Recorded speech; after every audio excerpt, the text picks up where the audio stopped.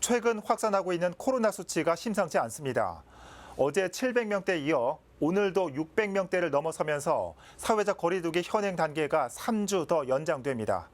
5인 이상 모임 금지도 그대로 유지됩니다. 관련해서 취재 기자와 얘기 나눠보겠습니다. 이재용 기자. 네, 보도국입니다. 네. 최근 코로나19 신규 확진자 추세를 보면 2.5단계 격상 조건은 충족한 거 아닙니까? 네, 그렇습니다. 최근 코로나19 신규 확진자 추세를 볼 때 거리두기 단계가 격상되거나 핀셋 방역에 대한 가능성이 제기되었는데요. 사회적 거리두기의 단계별 전환 기준을 보면 주 평균 국내 발생 일일 확진자 수가 전국 400명에서 500명 이상이거나 더블링 등 급격한 환자 증가를 보이면 2.5단계로 격상할 수 있습니다. 최근 일평균 지역 발생 확진자로 볼 때 이미 2.5단계로의 격상 조건은 갖춘 셈인데요. 정세균 국무총리는 일단 기존 거리두기 단계와 5인 이상 모임 금지는 유지한다고 밝혔습니다. 또 방역 효과를 극대화할 수 있는 방안을 마련해 앞으로 3주간 강도 높게 이행하겠다고 덧붙였습니다. 더불어 서울의 유흥시설은 거리두기 2단계 원칙대로 영업을 금지하고 카페와 식당, 노래방 등의 영업시간은 기존대로 저녁 10시로 유지하되 필요하면 언제라도 저녁 9시로 단축하겠다고 밝혔습니다. 한편 오늘 새벽 0시 기준으로 국내 코로나19 누적 확진자 수는 총 10만 8,269명입니다. 신규 확진자 수는 어제보다 소폭 줄어든 671명입니다. 지금까지 사망자 수는 1,764명입니다. 서울의 누적 확진자 수는 어제보다 215명 더 늘어난 3만 3,656명입니다. 지금까지 사망자 수는 434명입니다.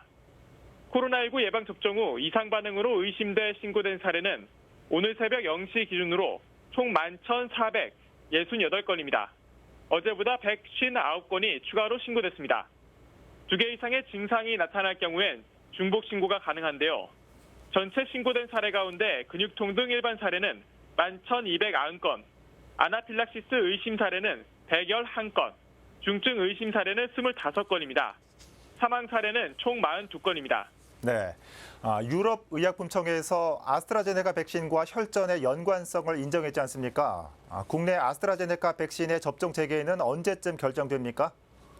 네, 최근 아스트라제네카 백신과 일부 혈전 발생의 인과성을 놓고 사회적으로 우려가 큰 게 사실인데요. 유럽의약품청은 아스트라제네카 접종 후에 발생 가능성은 드물지만 혈소판 감소를 동반한 혈전 질환은 백신 접종의 이상 반응으로 간주할 필요가 있다고 밝혔습니다. 여기서 혈전 질환은 내종맥동 혈전증과 내장동맥 혈전증 등을 말합니다.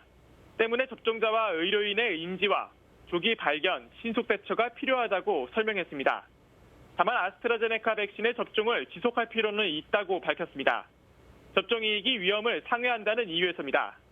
이 발표에 대해 코로나19 예방접종 대응 추진단은 국내외 동향과 발생 사례를 분석하고 혈전과 백신 전문가 자문단, 그리고 예방접종 전문위원회의 논의를 거쳐 주말 중으로 아스트라제네카 백신의 접종 재개를 발표할 계획입니다. 지금까지 코로나19 소식 전해드렸습니다. 네, 이재용 기자 수고했습니다. 코로나19 발생 상황 살펴봤습니다.